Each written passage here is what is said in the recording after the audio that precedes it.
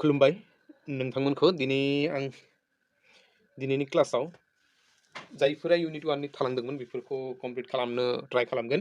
बेनि सिगाङाव आं दिनै नायगोन बुखाखुन्दु मैया जों नायदोंमोन बुखाखुन्दुनि रोखोमफोरा। जों बेयाव मोनसे मोनदोंमोन गलाय गथाय बुखाखुन्दु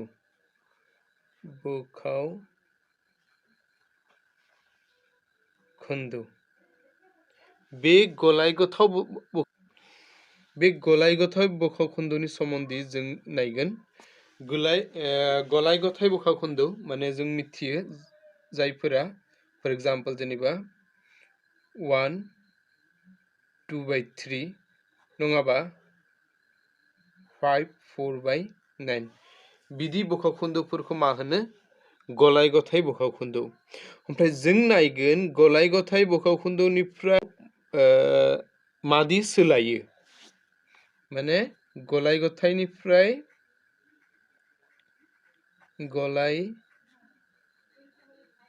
गथायनिफ्राय बुखाखुन्दुसिम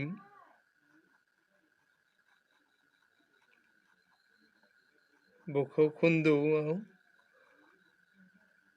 मादि सोलायो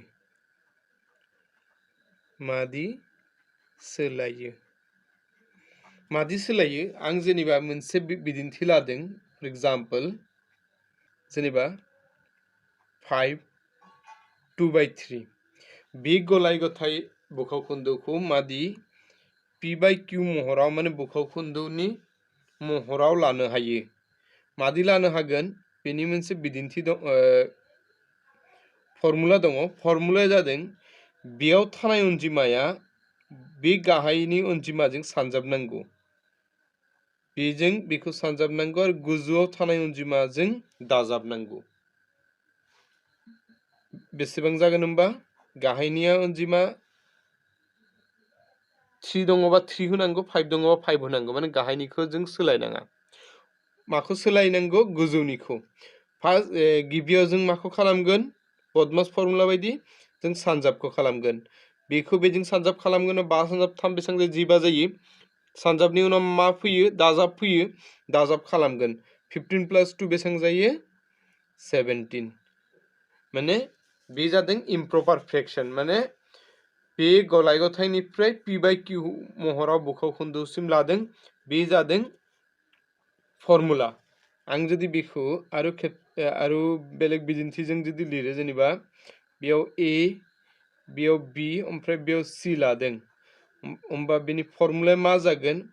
बे a जों b आ सानजाब जागोन, c जों मा जागोन? दाजाब जागोन। ओमफ्राय बेयाव जुदि बेजों बेखौ सानजाबनानै बेजों दाजाबनानै जेनेबा आं माखौ मोनदों? जेनेबा d खौ मोनदों। बे जागोन जोंनि p/q महराव बुखाखुन्दु। ओमफ्राय बुखाखुन्दु गलाय गथायफोरनि दाजाब आरो दानख' मादि खालामगोन? गलाय गथायफोरनि फर एग्जाम्पल आं मोनसे बिदिन्थि लादों, जेनेबा 1 3/5 + 2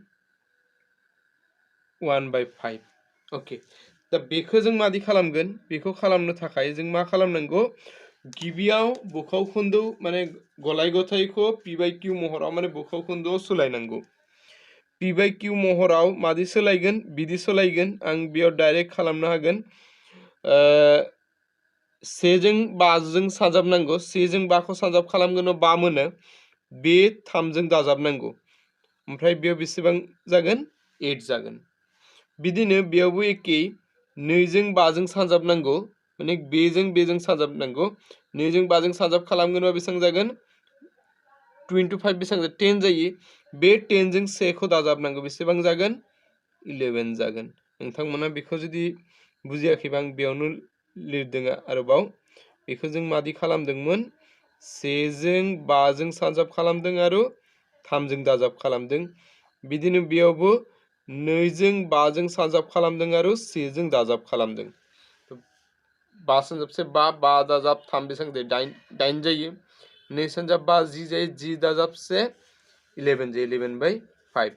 दा बेखौ दाजाब खालामनो एकदम गोरलैखा मानोना गाहायनि अनजिमाफोरा एखे दङ 5 दङ बे गोजौनि अनजिमाफोरा ओमफ्राय दाजाब दङबा दाजाब खालामनांगौ आरो दानख' दङबा दानख' खालामनांगौ बेजों बेखौ दाजाब खालामगोनबा बेसेबां जागोन 19/5 तो बे जादों गलाय गथायनिफ्राय बुखाव खोन्दोसिम दा बुखाव खोन्दोनिफ्राय गलाय गथायसिम मादि लायो जेनेबा बे मोनसे अनजिमा যদি अनजिमाया इम्प्रपार फ्रेक्शन माने दाजों नायगोन स्किप काउंटिं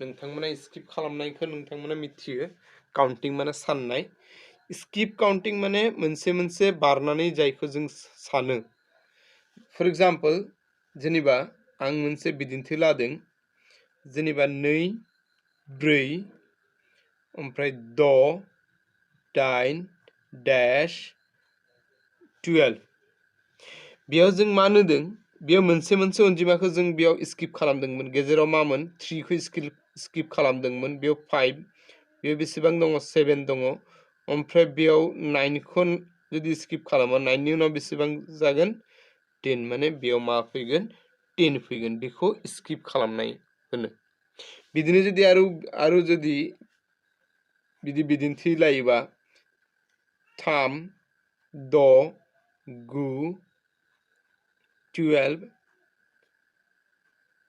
बेयाव 18 दा बेयाव 3 निफ्राय 6 सिम बेसेबां अनजिमा स्किप खालामदों 2 3 4 5 बेयाव माखौ स्किप खालामदों जों 7 8 बेयाव माखौ खालामदों 10 11 बिदिनो बेयाव जुदि 12 नि उनाव 13 आरो 14 खौ स्किप खालामो बेयाव बेसेबां फैगोन होनबा 15 माने जोंनि आन्सारा जागोन बेसेबां 15 बिदि नोंथांमोना एग्जामाव साननांगौ बिदि स्किप खालामनायाव जेबो फर्मुला गैया बिदि जायखिजाया मोनसे कुइसन फैनो हागोन रावबो बुंनो हाया जे मा फैगोन तो बारा गोराथ' फैया एसे एलपिआव एसे गोरलैयानो फैगोन एमइआव जेनेबा एसे माने एलपिनिफ्राय एसे आपडेट फैगोन माने एसे गोरा फैनो हागोन आं आरो मोनसे बिदिन्थि होदों जेनेबा 10 20 30 40 60 दा बेयाव जों मा नुदों 10 निफ्राय 20 सिम बेयाव 10 नि नेवताखौ जों नायगोन 10 into 10 10 into 2 20 10 into 3 30 10 into 4 40 बेयाव ओमफ्राय बेसेबां जागोन 10 into 5 बेसेबां 50 माने बेयाव जों मा स्किप खालामदोंमोन बेयाव 11 निफ्राय 19 सिम स्किप खालामदोंमोन बेखौ स्किप काउंटिं होनो बिदिनो मेरला कुइसन दङ फैनो हागोन आं नेक्स्ट क्लासाव नङा माने बे इउनिटआ जाय समाव जोबसिगोन बेनि उनाव बे इउनिट 1 निफ्राय जायफोरा एग्जामाव फैनो हागोन प्रबाबिलिटि दङ बेफोरखौ आं मोनसे पिडिएफ बानायनानै आरो नङाबा बिदिनो क्लासाव डिसकास खालामगोन नोंथांमोना बिनि उनाव दङ ग्रुप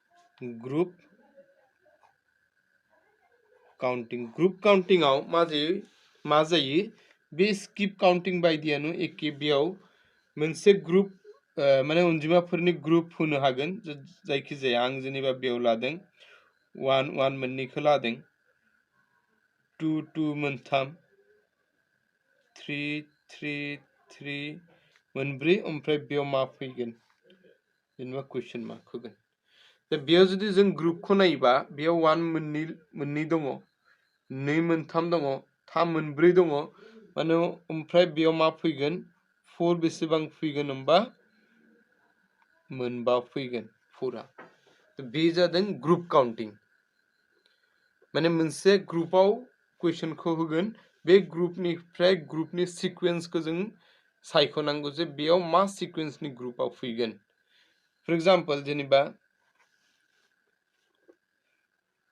ए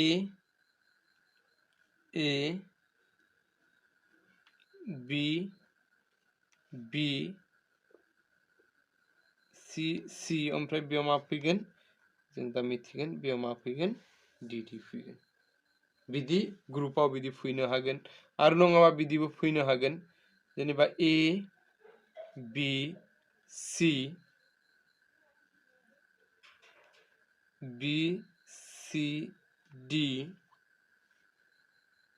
सि डि ओमफ्राय बेयाव मा जागोन दा जों जुदि ग्रुपफोरखौ नायो ए बि सि बे मोनसे ग्रुप बि सि डि बे मोनसे ग्रुप ओमफ्राय बेयाव सि डि जादों माने ए बि सि बेनिफ्राय बेयाव स्टार्ट जादों बि सि डि दा बेयाव सि डि निफ्राय बेयाव स्टार्ट जादों ओमफ्राय बेयाव मा फैगोन होमबा बेयाव मा फैगोन इ जागोन तो बिदि जादों ग्रुप काउंटिं बिदि ग्रुप काउंटिंबो फैनो हागोन एग्जामाव दा बे लास्टाव जों ग्रुप काउंटिं आरो स्किप काउंटिंआव एग्जामाव मादि कुइसनफ्रा फैनो हागोन बेफोरखौ जों आरो गुवारै डिसकास खालामगोन आरो जायफोरा माने एग्जामाव फैनो चान्स दङ बेफोरखौ आं इम्परटेन्स होनो ट्राइ खालामगोन दिनै एसेनोसै गोजोन्थों